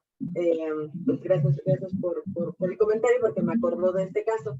Y no hay una guía estandarizada, pero digamos que hay, existen unas cosas que llaman el principio de las 5 libertades. Y ahora esas 5 libertades cambió en los 5 dominios, aunque de eso hay menos información accesible todavía, sobre todo en español y como para público en general. Pero básicamente las 5 libertades dicen que nosotros tenemos que hacer que los animales estén libres de hambre, sed y desnutrición, que para el caso de la... No, pues ya aplica porque también aplica para la comida que les decía cuando humanizamos a los animales y les damos cebolla que también les hace daño, ¿no? O nuestro caldito que tiene elementos que pueden hacerle daño. Entonces, yo creo que basado en las 5 libertades podemos tomar decisiones que tienen que ser libres de hambre, sed y desnutrición, y esto significa que nosotros tenemos que proveerles una dieta adecuada a su edad, a su tamaño, a su raza, a su proceso fisiológico. Tienen que estar libres de enfermedades y lesiones, tienen que estar libres de incomodidades físicas y térmicas, libres de miedo y angustia y libres de expresar sus conductas naturales. Entonces, esta es una guía muy básica que podemos usar. Hay mucha información sobre las 5 libertades en las redes. Y yo, el problema que le veo a las 5 libertades es que no habla de que los animales tengan cosas positivas, pero por lo menos habla de que estas cosas no deben de hacer sufrir. Entonces, yo tendría que pensar con mi comida que le voy a dar, con el suéter que le voy a poner, con la fiesta que le voy a hacer, con el carrito que le voy a subir al animal, si estas 5 libertades se ven o no se ven afectadas, ¿no? y por qué, y para qué lo voy a hacer, y cómo lo voy a hacer, o cómo le van a traer un beneficio, o si no le trae ningún beneficio y lo hice solo por capricho. Otra de las cosas que podría hacerse es, por ejemplo, acercarse a un médico veterinario especialista en conducta, que nos llamamos etólogos, y los etólogos podríamos hacer una consulta de bienestar con la familia y con el animal de compañía, es decir, bueno, a ver, estas son las cosas que hacemos, cómo podemos respetarlo más, cómo podemos hacer mejor las cosas, qué cosas estamos haciendo bien, qué tenemos que continuar haciendo, qué cosas podemos mejorar, qué otras cosas distintas que no estamos haciendo podemos hacer para incrementar el nivel de bienestar de nuestros animales, y entonces esa podría también ser una opción. Muchas gracias. Muchas gracias, doctora. Rebeca. Hola Claudia, un gusto escucharte siempre. ¿Cómo estás? Un gusto también saber de ti. Sí, oye, pues muchísimas gracias por esta plática, siempre aprendo muchísimo. Me dejaste pensando con lo de humanización y la parte de los perrijos. Tú sabes mi postura, pero fíjate que ahora que lo estabas mencionando en ese tipo de relación, creo que tienes razón y no tendríamos por qué verlo con una cuestión negativa. Y eso me lleva a que creo que también lamentablemente en el movimiento se ha dado un pensamiento en el que no se consideran las relaciones positivas que podemos tener con los demás animales, ¿no? Y creo que eso es algo que se debe rescatar. Entonces, con estos dos comentarios de la humanización y de lo de los perrijos, me generas esa parte de que, bueno, lo positivo, ¿por qué no enaltecerlo, aunque sea una cuestión que también tenga que ser de relación, aunque finalmente sea simétrica, etcétera, ¿no? Entonces, muchas gracias por permitirme reflexionar de temas nuevos. Y yo te quería preguntar, Claudia, si has tenido alguna estrategia que hayas implementado dentro de tu gremio para que se empiece a dejar de instrumentalizar a los perros, sobre todo en la cuestión de las razas? O sea, no sé si hay alguna acción que estén llevando a cabo algunos veterinarios, porque bueno, yo lo digo desde mi punto de activista, no del gremio, pero no sé si tú o tus colegas han tenido alguna estrategia que les permita pues concientizar al gremio para dejar de ver a los demás animales, a los perros en este caso, por la raza, ¿no? Sobre todo por los graves problemas de salud que muchas de las razas tienen. Entonces, pues muchas gracias, Claudia. No, muchas gracias a ti. Sí, es interesante tratar de ver las cosas a veces de distintos puntos y tratar de encontrar puntos de convergencia, y lo más importante, encontrar cómo hacer que los animales tengan una buena vida, ¿no? Gracias a ti por las reflexiones. Y los médicos veterinarios de México en específico son un poco más resistentes al cambio que veterinarios de otros lados del mundo. Por ejemplo, hay una gran corriente de médicos veterinarios que son muy sensibles a este cambio de paradigma en general de ver a los animales como son, ¿no? Como fines en sí mismos. Y entonces tenemos ya médicos y asociaciones veterinarias, sobre todo internacionales, que están alzando la voz, y por eso vemos estos cambios, por ejemplo, de considerar maltrato criar bulldog o pug, ¿no? Que tienen el hocico demasiado corto, que ya están levantando la voz diciendo, pues esas cosas que estamos haciendo de esta selección genética terrible que nada más trae sufrimiento, no debería de hacerse. Entonces, digamos que el mundo veterinario internacional va avanzando y va moviéndose. El mundo veterinario en el país va un poco más lento. Creo que tenemos ya cada vez más personas más conscientes, y creo que eso también ha ayudado mucho desde que tenemos una materia de bioética en algunas de las escuelas de veterinaria. Eso es una cosa muy importante que necesitamos trabajar más, que todas las escuelas de veterinaria tengan clases de bioética, y que las clases de bioética sean impartidas por personas con un pensamiento bioético, ¿no? Y no personas que, pues, tenían otra materia y les dieron esta porque era la que sustituyó, que llega a pasar. Entonces, yo creo, o sea, por ejemplo, cuando yo veo las discusiones en las redes sociales que hablamos de razas, conozco muchos veterinarios que ya privilegian la adopción. Creo que cada vez vemos menos veterinarias que tienen venta de animales. Eso era una cosa que yo me acuerdo que veía muchísimo antes, como que la gente en las veterinarias tenía jaulitas donde tenía perros en venta y cada vez veo menos eso. Ahora que veo más personas con tableros promoviendo la adopción, mucho de la adopción. Generalmente son animales de raza mestiza, ¿no? Rescatado. También hay rescatados de raza pura, eso también nos queda muy claro, ¿no?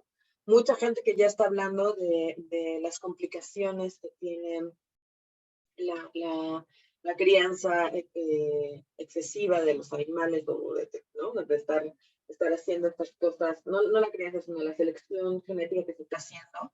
Y no solo con perros y gatos, también se está hablando de otras especies como los conejos, que también se ve que cada vez los hacen más chatos. Así que creo que el trabajo del Programa Universitario de Bioética, por ejemplo, el trabajo que hace el grupo de bioética de la facultad y muchos otros veterinarios que se están acercando a diplomados que hay todavía, que apenas están comenzando para ver estos nuevos puntos de vista, que es un shock, ¿no? Porque de repente damos los cursos y la gente es así de, no, pero ¿por qué? ¿No? Y entonces los ves que empieza con una resistencia y para el final del diplomado ya se dan la oportunidad de abrir el pensamiento. Pero yo creo que nos hace falta todavía mucho más fuerza y además hacer algunas cosas más obligatorias para estudiantes y para los veterinarios, sobre todo que ya están fuera de las carreras. Pero ahí vamos, poco a poco. Gracias. Leslie Rivera, adelante. Hola, buenas tardes. Hola. Bueno, mi pregunta es, por ejemplo, ahorita nos estamos enfocando en animales de compañía, pero en el caso de la humanización hacia los perros respecto a la comida, ¿cómo le hacemos a alguien que es vegano a la alimentación de un gato, de un perro? Que obviamente pues la mayoría de los perros o gatos son carnívoros. En ese aspecto, ¿cómo podemos aplicarlo? Nosotros no nada más somos veganos y los perros les damos carne, o buscamos alternativas veganas también para los perros, y es como aceptar o violentarlos de una manera porque no estamos respetando su alimentación adecuada.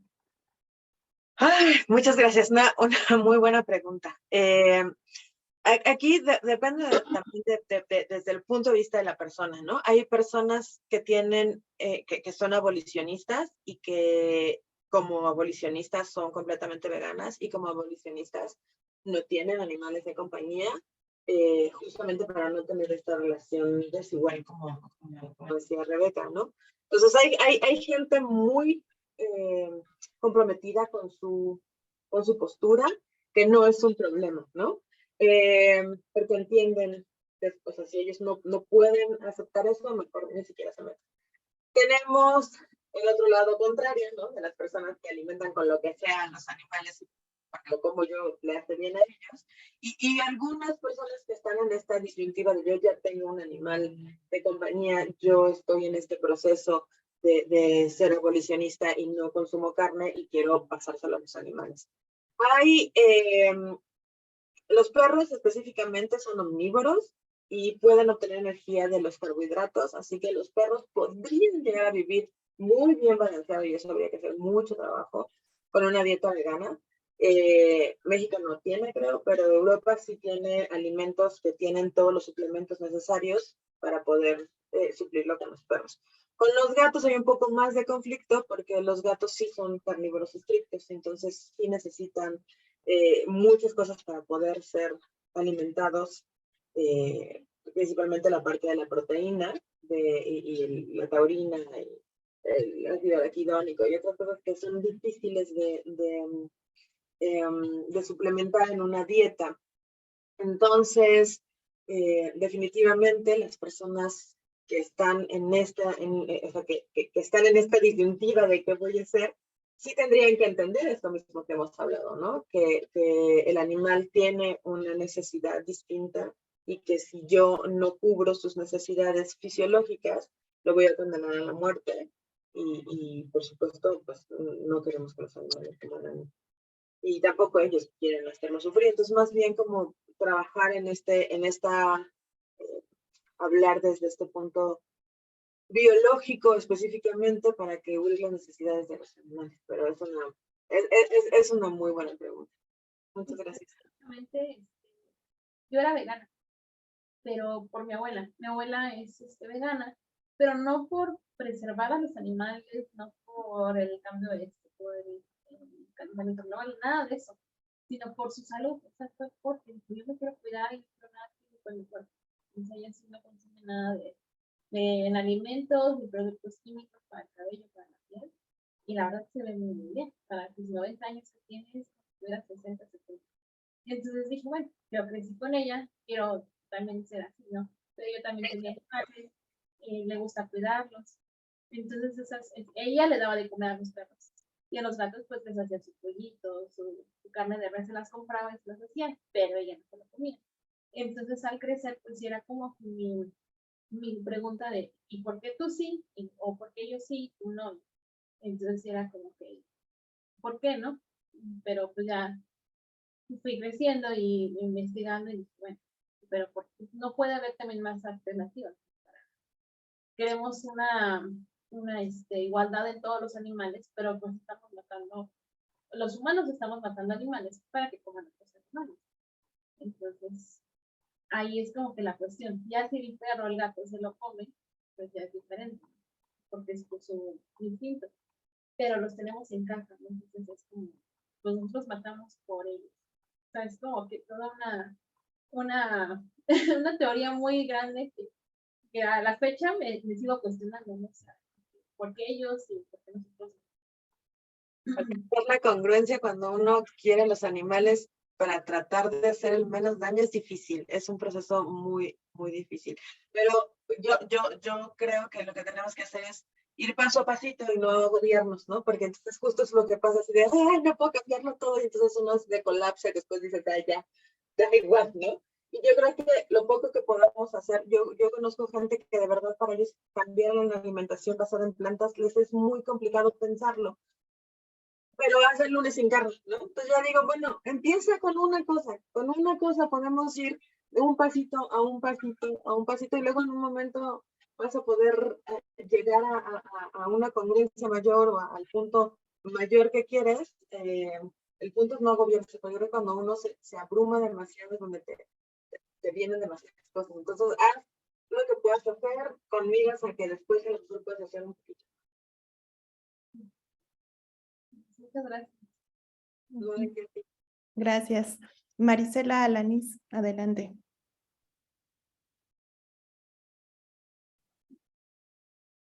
Hola, a mí me quedó bueno, varias preguntas, pero cuando mencionabas esto, ¿por qué no la educación bioética trasladada desde la educación básica? O sea, ¿por qué no se ha planteado esa situación? Porque los niños ven a los animales, sobre todo los perros y demás, y conejos. Bueno, una amiga me contó que tenía un conejo y lo agarró como si fuera un muñeco. Entonces, yo creo que desde ahí, ¿no? Desde la educación básica, como empezar a entender que son seres vivos y que, pues, como tú lo que decías, que sienten dolor y todo.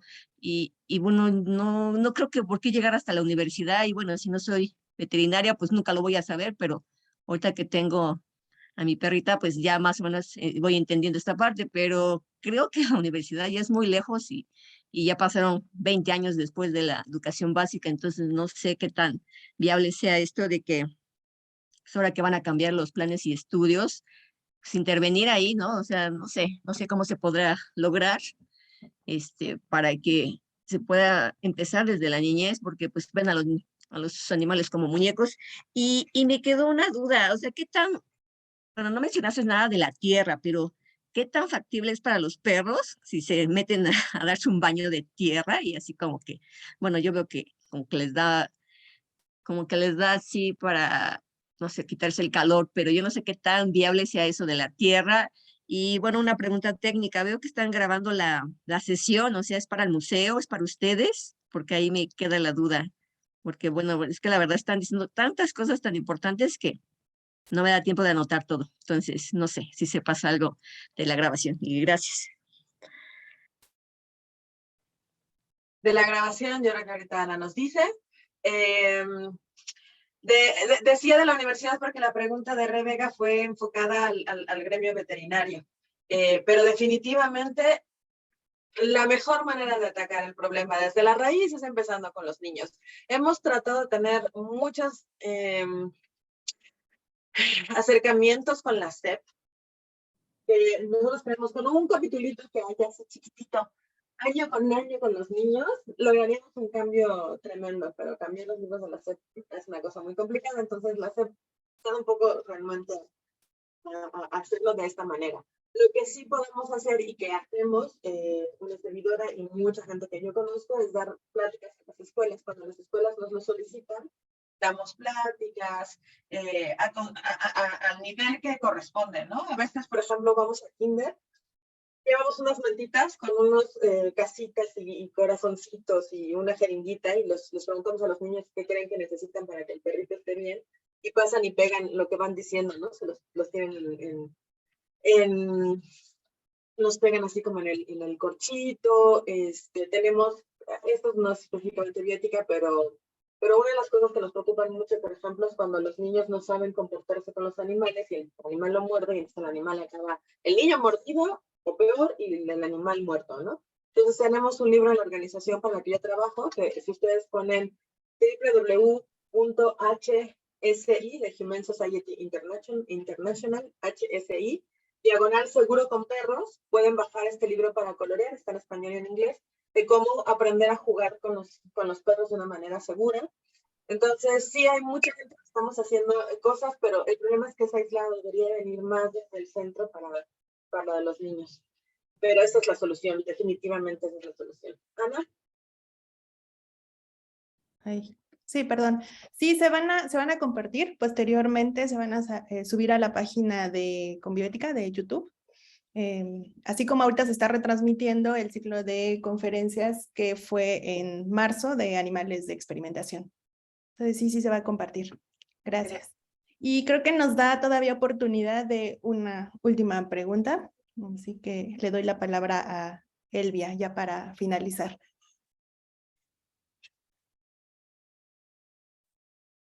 ¿No está? No está Elvia Reyes. Bueno, ¿o sí? Bueno, ¿sí me escuchan? Sí, adelante. Sí. Bien, miren, quisiera retomar un poco acerca de lo que comentaron de la alimentación. No soy experta, pero he tenido la oportunidad de observar la alimentación en lugares muy marginados, en ejidos, en donde el animal de compañía, un perro, un gato, están ahí por una utilidad, no tanto por ese amor, pero así que la persona pues no se preocupa, ¿no? De comprarle croquetas o algún tipo de alimento. Pero estos animales, me he podido dar cuenta que han podido vivir hasta 14, 15 años y morir, ahora sí que a esa edad, y comiendo tortillas, claro que no tortillas de la tortillería, ¿no? Sino tortillas artesanales, ¿no? Mazorcas, lo que existe en el campo, ¿no? Chapulines. Vaya, entonces, a veces creo que en ocasiones hasta algún alimento procesado creo que hasta puede perjudicar más si no es el apropiado. Así que también los animales pueden llevar creo que una alimentación vegana. Ahora, también me tocó ver gatos que comían nopales, chayotes o frutas. Y también, o sea, vivir por mucho tiempo, me consta, ¿no? Entonces, creo que a veces tenemos unas teorías de que se debe comer carne o que ellos también deben comer carne. Y a mí me consta, de verdad, pueden vivir muchos años comiendo este tipo de cosas, ¿no? Más naturales. Solo ese comentario. Gracias. Muchas gracias. Sí, también yo estoy hablando de la vida en las ciudades, ¿no? Que también tienen privilegio. Yo les decía, los perros pueden obtener energía de los carbohidratos, así que sí, es muy normal ver a los perros que sobreviven con lo poco que pueda haber y que puede incluir una dieta con insectos. El gato, estoy segura que los gatos cazan, porque si el gato no come taurina, se queda ciego. Y pero... Entonces es muy probable que los gatitos que están en esa situación pues se coman un ratoncito, ¿no? Por ahí. Pero por supuesto que nosotros tenemos que ser también sensibles con las distintas realidades que vive la gente en distintas partes, y esta plática está muy centrada sobre todo a ciudades, ¿no? Pero sí tendríamos que hablar y ver otras realidades definitivamente. Gracias por eso. Gracias. Desafortunadamente se nos ha terminado el tiempo, pero le agradecemos a la doctora por su excelente participación. Y bueno, los invitamos a continuar la próxima semana hablando de dilemas que surgen, pero ahora en fauna silvestre, que también estará bastante interesante. Y adicionalmente, pues los invitamos a suscribirse a nuestro canal de YouTube y seguir las actividades de la Comisión Nacional de Bioética. Muchísimas gracias. Gracias. Bye.